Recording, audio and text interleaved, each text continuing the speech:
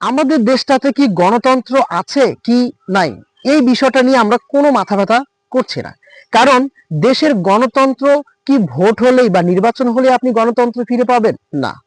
আমরা আমাদের গণতন্ত্রকে এই মুহূর্তে চাই না। আমরা নির্বাচন চাই না, আমরা ভোট চাই না।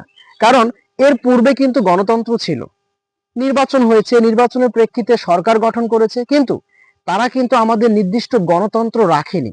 তাদের নিজের ইচ্ছাকৃতভাবে তারা তাদের দেশকে পরিচালনা করেছে, তাদের যা ইচ্ছা তাই করেছে। আমাদের গণতন্ত্র কোনো মূল্যই ছিল না তাদের কাছে। এই বর্তমানে আমরা যাকে প্রধান উপদেষ্টা বানিয়েছি, সে তো নির্দিষ্ট সরকার নয়।